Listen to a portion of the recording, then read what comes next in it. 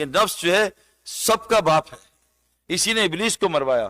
اور نفس میرے دوستو ایز اے سپورٹسمین بتا رہا ہوں، ایز اے نیوٹریشن بتا رہا ہوں، جو نفس سب سے زیادہ بگڑتا ہے نا، تگڑا ہوتا ہے، وہ یہ کھانوں کی وجہ سے ہوتا ہے، پکوڑے سموسے. یہ جو ہے میرے ہمارے یہاں کھا نہ، ہم کہہ رہے ہیں کھا نہ. حضرت محمد صلی اللہ علیہ وسلم کی بیوی فرما رہی ہیں میرے نبی کے جانے کا پہلی بدعت پیٹ بھر کے کھانا شروع ہوئی. قرب قیامت کی علامت ہے موٹے پیٹ ہوں گے. میرے دوستو اللہ کے نبی نے ایک دفعہ کھجور، ایک دفعہ کھانا کھایا، وہ بھی کئی دن بعد. میں نے ایک جگہ بیان کیا، مفتی حضرت حکیم اختر رحمۃ اللہ علیہ کے ایک وہ آئے خلیفہ عالم بڑا کہ آپ نے بات غلط کی. میں نے کہا کیوں؟ کہا غلط. میں کہا آپ مجھے بتا دیں، میں رجوع کر لوں گا پبلک میں.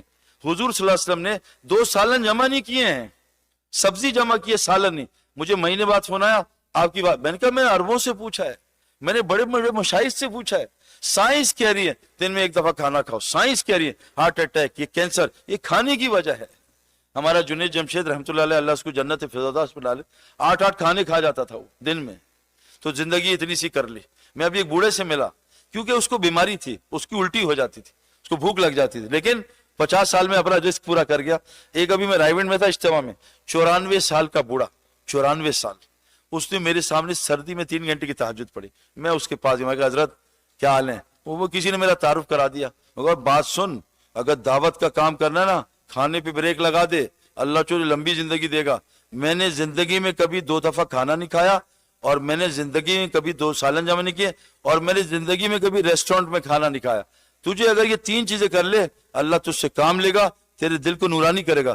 فرمایا ایک صحابی ہے اللہ کے رسول، میرا دل بہت مجھے پیٹ کی بیماری ہے، 1 سال سے ٹھیک نہیں ہو رہی. حیات الصحابہ میں لکھا ہے اللہ کے نبی نے دم کیا، ٹھیک ہو گئی. اس صحابی کو کیا نہیں آتا ہوگا ان کو قرآن حدیث. تو اللہ کے نبی نے دم کیا، ٹھیک. کہا کیا ہوا؟ کہا جو تو نے کھانا کھایا تھا، کسی غریب کی ہرس اس کھانے پہ لگی تھی.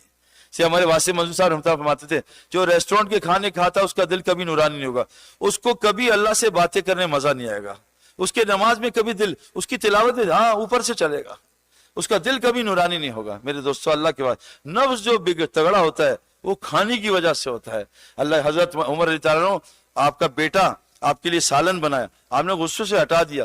کہا بجان یہ کیا کر رہے ہیں؟ کہا تو یہ کیا کھلا رہا ہے؟ کہا گوشت. کہا گوشت کی چربی ہے، تیرے باپ نے اسلام لانے کے بعد 2 سالن نہیں کھائے، چربی الگ سالن ہے.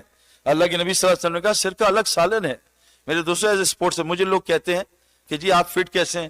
میں فٹنس کوئی ٹریننگ نہیں کرتا، میں نے اپنے کھانے پہ چاہے کوئی مرضی ہو، میں رات کو کھانا نہیں کھاتا ہوں، بالکل نہیں کھاتا ہوں. ابھی کھاؤں گا. میں رات کو کھانا کھا کے سو جانے سے اللہ کی قسم دل تو مردہ ہوتا ہے، اتنی بیماریاں آتی ہیں آپ سوچ نہیں سکتے. پھر ہمیں لوگ کہتے ہیں یار یہ عمل کرتا ہے، یہ طرف بیمار کیوں رہتا ہے؟ پھر اس کو سورہ فاتحہ سے شفا کیوں نہیں ملتی؟ ایک طرف بارچی میں سوراخ ہے، اوپر سے پانی ڈالے جا رہا ہے، ایک طرف سے گلاب جامن کھا رہا ہے، اوپر سے جو ہے شوگر کے انجیکشن لگا رہا ہے. میرے دوستوں بزرگوں، یہ نفس جو سب سے زیادہ بگڑتا ہے کھانے کی، اس کو سادہ کر لیں. میں نہیں کہہ رہا آج 8 سے 1 کر دیں، 7 کر دیں، 6 کر دیں. جتنا کم کھائیں گے اتنی صحت ہے، جتنا کم کھائیں گے اتنی.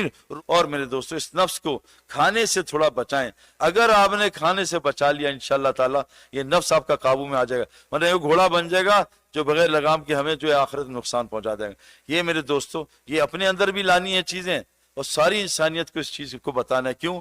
اب نبی کوئی آئے گا نہیں، حضرت محمد صلی اللہ علیہ وسلم آخری نبی ہیں.